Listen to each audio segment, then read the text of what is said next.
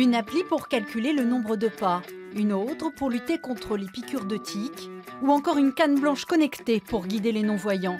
À la maison comme à l'hôpital, la santé s'est mise à l'ère du numérique.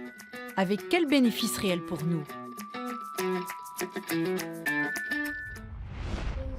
Sur sa tablette, Léonard, 7 ans, teste un livre électronique adapté aux enfants dyslexiques. Une dynamo. Dynamo. Machine. Pour faciliter la lecture, les mots difficiles sont expliqués, certaines syllabes colorées et les lignes plus espacées. Des petites aides imaginées par cette orthophoniste nantaise. Papier.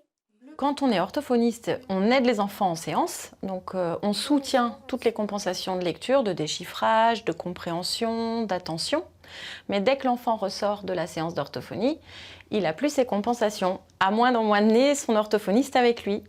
Donc il n'est pas en capacité d'autonomie de lire. Donc l'idée c'était ça, c'était tu peux rentrer avec des compensations qui sont à l'intérieur du livre, que tu paramètres selon tes besoins, et pouvoir lire à la maison, comme tout le monde. Quel plaisir de se retrouver à lire dans son petit coin.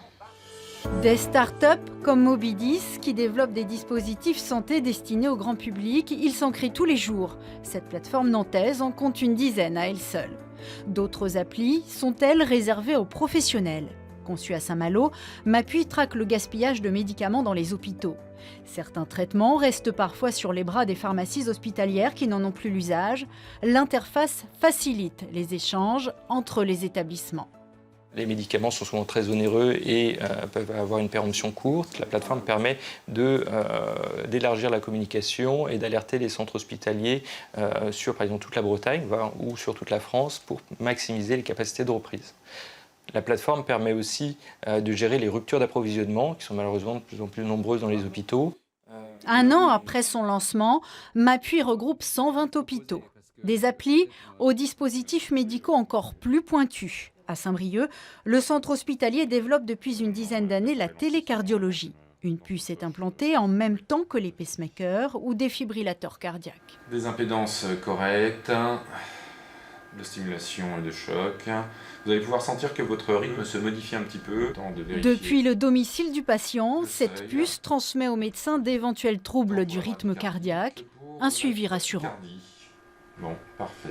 Le fait d'avoir cet appareil, ça me réconforte parce que je sais qu'il va éventuellement détecter quelque chose qui va se passer, quoi.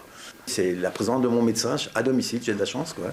Plusieurs études ont démontré que cette télésurveillance améliore le confort et la sécurité du patient.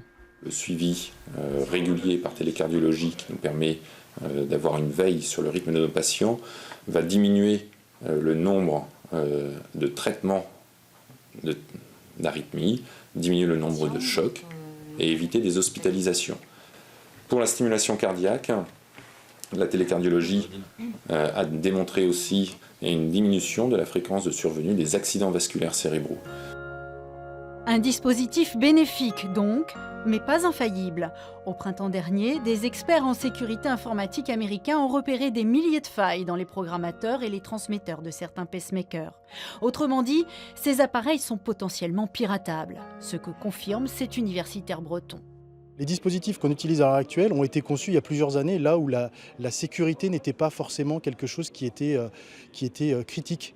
Ça ne l'est plus à l'heure actuelle, donc de fait, les formations évoluent, les ingénieurs conçoivent différemment leurs produits. Donc, ça va dans le bon sens.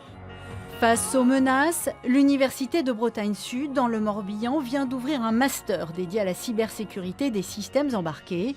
Les appareils de santé connectés en font partie.